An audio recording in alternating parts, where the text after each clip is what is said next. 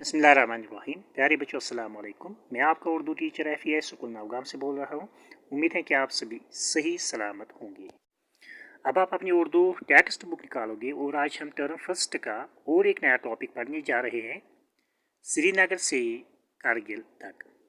हाँ बच्चों, आज हमको सबक नंबर 12 पढ़ना है और जिसका उन्वान है श्रीनगर से कारगिल तक। आज हम बेटा इस सबक का दूसरा हिस्सा पढ़ने जा रहे हैं। ये पेज नंबर 70 है और आज हमको यहाँ से पढ़ना है द्रास से गुजरने के बाद। ठीक, ये इस सबक का दूसरा हिस्सा है, सेकंड।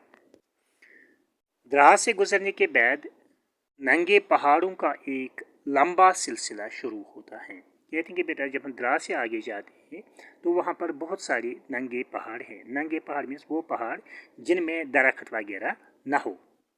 शहरा यहाँ पे एक मुश्किल लफ्ज़ है। शहरा मीन्स बड़ा रास्ता या शहरा कहते हैं नेशनल हाईवे को। शहरा दरियाए द्रास के किनारे किनारे होती हुई खुरबू नाम के गाँव से गुजरती हैं। फिर जो वहाँ का शहरा है, जो वहाँ का नेशनल हाईवे है, वो दरियाए द्रास के किनारे किनारे चलती हुई एक गाँव पर पहुँचती हैं जिसका नाम है खुरबू।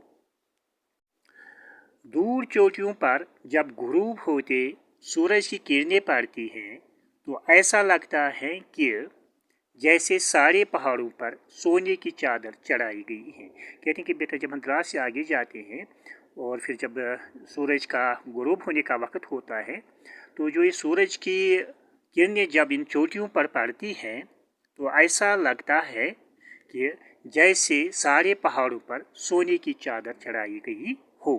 यानी कि बहुत ही दिल फरेब और दिलकश मंजर होता है जब वहाँ पे सूरज गुरूब हो जाता है। ऐसे ही हैरत अंगेज़ मीन्स हैरत करने वाला, ऐसे ही हैरत अंगेज़ कुदरती नज़ारे देखते हुए हम शाम के वक्त कारगिल पहुँचते हैं। कहते हैं कि ऐसे ही बहुत सारे हैरत अंगेज़ यानी कि हैरत करने वाले नज़ारे हम देखते हैं जब हम शाम के वक्त कारगिल पहुँचते हैं। लेह के बाद कारगिल लद्दाख का सबसे ज़्यादा आबाद और पुरौनक कस्बा और बारौनक कस्बा है। बारौनक मीन्स रौनक से भरा हुआ। कहते हैं कि बेटा कि लेह के बाद जो दूसरा कस्बा है वो कारगिल का कस्बा है। ये लद्दाख का सबसे ज़्यादा आबाद और पुरौनक कस्बा है। ये कस्बा मीन्स बड़ा गाँव।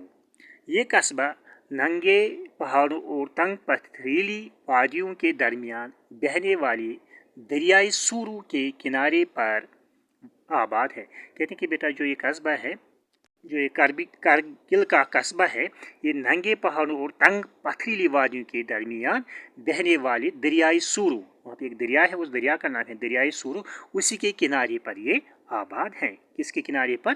दरियाई सूरू के किनारे पर ये कारगिल का कस्बा आबाद है। इसीलिए इसे सूरू वैली भी कहा जाता है और इसका दूसरा नाम है सूरू वैली। इसका कारगिल का दूसरा नाम है सूरू वैली। कारगिल की ऊंचाई सतह समंदर से तकरीबन 2750 मीटर है। कहते हैं कि बेटा ये जो कारगिल कस्बा है इसकी ऊंचाई सतह समंदर से 2750 मीटर पर वाक़ा है। यहाँ की नाकाबिल काश्त इसको कहते हैं अनफर्टिलाइज्ड लैंड। यहाँ की नाकाबिल काश्त ज़मीन को काबिल काश्त मीन्स फर्टिलाइज्ड लैंड।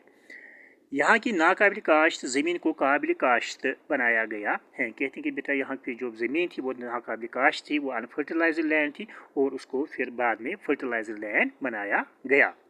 कारगिल की आबादी कई हज़ार के करीब है और जो वहाँ पे लोगों की आबादी है वो हज़ारों की तादाद में है। श्रीनगर लेह शाहरा कारगिल कस्बे के बीचों बीच गुजरती हैं। कहते हैं बेटे जो श्रीनगर लेह शाहरा है, शाहरा मैंने बताया, लेह शाहरा means national highway of Leh. Srinagar Leh शाहरा की कारगिल कस्बे के बीचों बीच गुजरती हैं। कहते हैं बेटे जो श्रीनगर से जाने वाली जो शाहरा लेह तक जाती है ये कारगिल कस्बे के बीचों बीच से यानी कि कारगिल के बीच से गुजरती है। श्रीनगर से लेह जाने वाली और लेह से श्रीनगर आने वाली अक्सर गाड़ियाँ रात को कारगिल में ही ठहरती हैं। कहती हैं बेटा जो श्रीनगर से लेह जो गाड़ियाँ जाती हैं और जो वहाँ पर लेह से श्रीनगर जो वापस गाड़ियाँ आती हैं, ये पहले कारगिल कस्बे में ठहरती हैं, जिससे इस जगह की रौनक में इजाफा हो जाता है और इसकी वजह से इस कस्बे की कारगिल कस्बे की रौनक में इजाफा हो जाता है। सयाहों और दीगर मुसाफिरों, सयाह कहते हैं टूरिस्ट्स को, ठीक।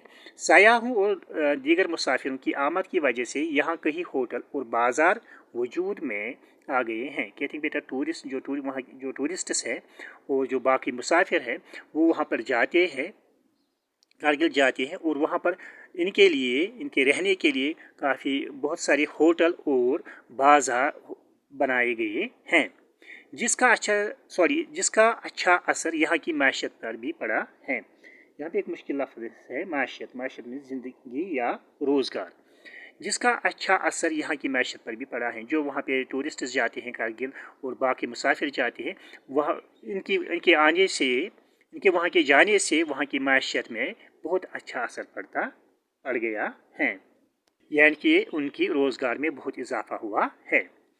कारगिल में हर तरफ बेद के दरख्त नज़र आते हैं। जो एक कारगिल का कस्बा है वहाँ पर एक किस्म के दरख्त होते हैं, उनको कहते हैं बेद के दरख्त। इनसे यहाँ के लोगों की ईंधन और चारे वगैरह की ज़रूरत पूरी हो जाती है। और जो ये बेद का दरख्त है तो इनसे यहाँ के लोगों की ईंधन बेटा कहते हैं जलाने की चीज़ें, लकड़ी वगैरह। ईंधन और चारे, दूसरा लफ्ज़ है चारे मीन्स घास वगैरह। ईंधन और चारे वगैरह की ज़रूरत पूरी हो जाती है। कहते हैं बेटा जो वहाँ पे कारगिल कस्बे में जो बेद के दरख्त हैं, इससे जो वहाँ के रहने वाले जो लोग हैं वो इस लकड़ी का इस्तेमाल ईंधन और चारे वगैरह में करते हैं। इस जगह सेब खूबानी मीन्स जरद आलू, या इसका ये एक मेवा है। खूबानी जरद आलू को भी कहते हैं, खूबानी एक मेवा है। इस जगह छोटे सेब, खूबानी और दूसरे फलों के साथ साथ जवार और गेहूं की पैदावार, जवार नहीं जुवार है, जुवार मीन्स एक गले का नाम, साथ साथ ज्वार और गेहूं की पैदावार भी होती है। कहते हैं कि जो कस्बा कारगिल का कस्बा है वहाँ पर छोटे सेब, खूबानी और दूसरे फलों के साथ साथ ज्वार और गेहूं की पैदावार भी होती है। यहाँ के फल मीन्स फ्रूट्स, यहाँ के फल छोटे छोटे मगर बहुत रसदार होते हैं। कहते हैं जो वहाँ के जो मेवे होते हैं वो छोटे छोटे होते हैं, मगर छोटे छोटे होने के साथ साथ वो बहुत रसदार और मीठे होते हैं। इस छोटे से खित्ते ज़मीन से ज़्यादा पैदावार हासिल करने की गर्ज से यहाँ उम्मन साल में 2 फसलें उगाई जाती हैं। कहते हैं कि बेटा जो एक कारगिल का कस्बा है वहाँ पर ज़्यादा से ज़्यादा फसल उगाई जाए, इस बिना पर वहाँ पे साल में 2 बार फसलें उगाई जाती है।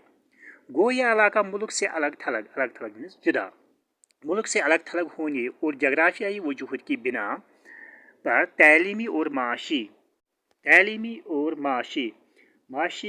मानी है रोज़ी, तालीमी और माशी लिहाज से पसमानदा हैं। पसमानदा मीन्स पिछड़ा हुआ, पसमानदा के मानी है पिछड़ा हुआ।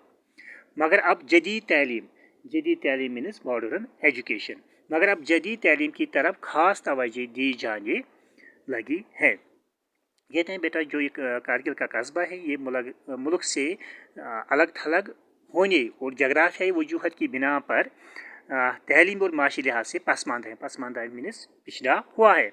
मगर अब जदीद तालीम मॉडर्न एजुकेशन, मगर अब जदीद तालीम की तरफ ख़ास तवज्जो जाने लगी है। कहते हैं कि पहले वहाँ पर तालीमी की तरफ कम ध्यान देते थे, लेकिन अब आज के ज़माने में लोग पढ़ाई की तरफ ज़्यादा ध्यान देने लगे हैं।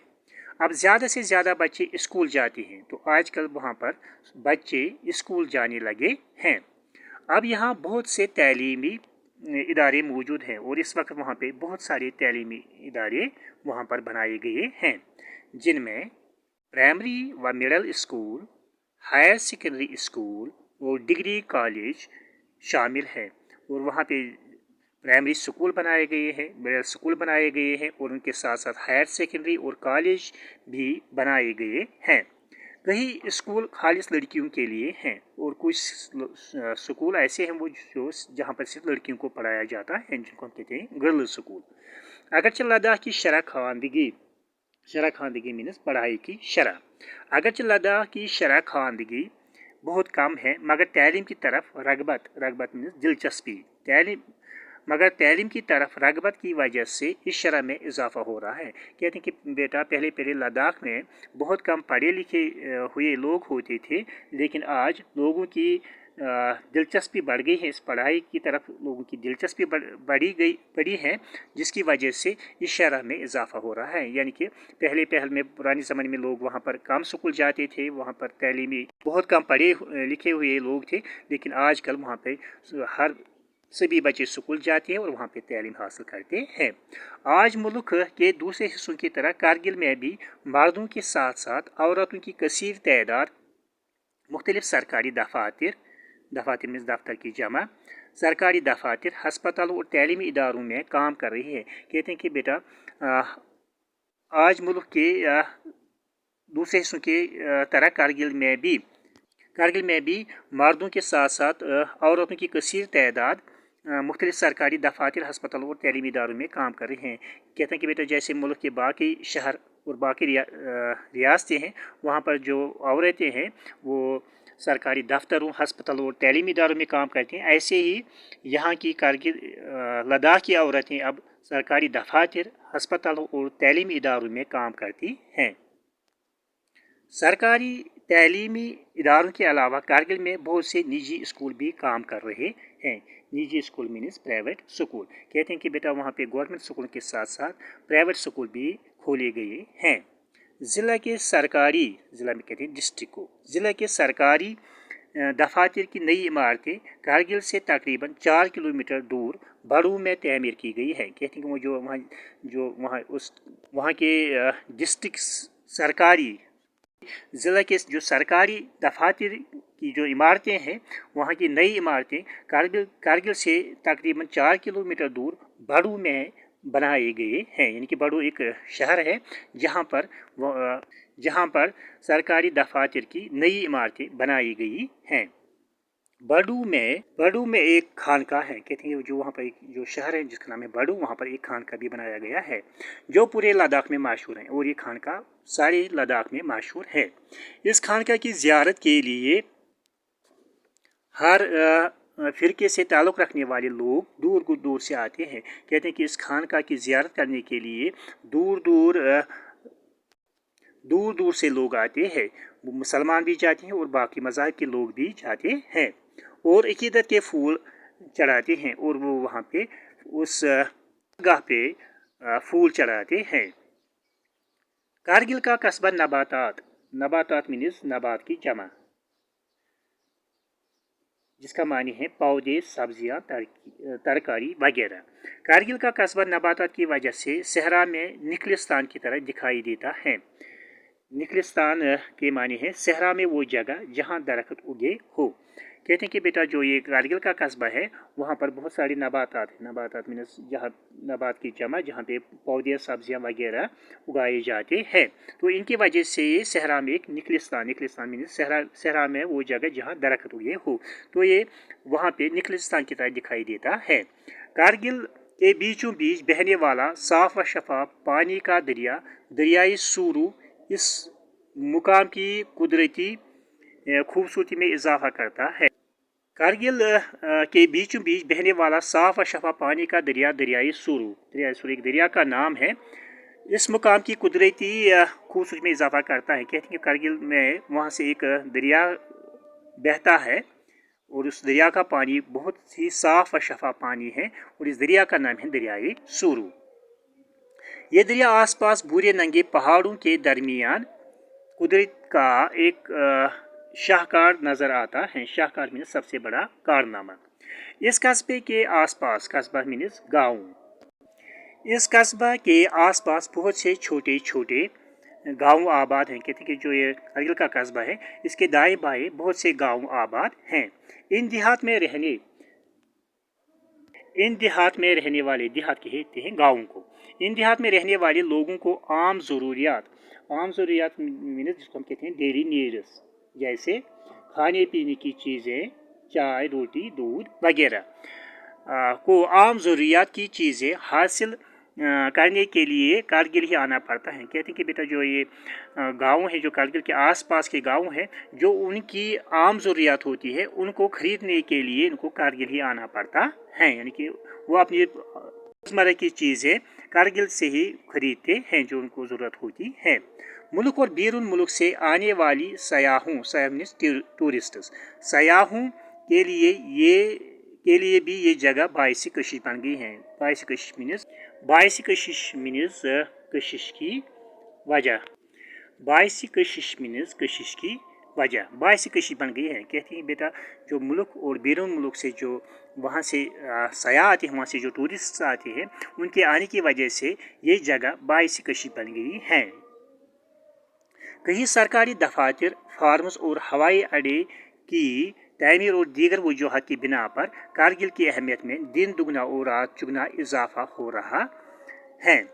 अनाज की वाफिर मीन्स काफ़ी, ठीक, या काफ़ी तादाद में, अनाज की वाफिर फराहमी, सड़कों की तामीर और मुकामी पैदावार में इजाफा ने यहाँ के लोगों की उन तकालीफ का काफ़ी हद तक इजाला किया है, या इजाला मीन्स ज़ायल करना या मिटाना, जिनसे उन्हें माजी में दो चार होना पड़ता था। कहते कि बेटा अब कारगिल कस्बे में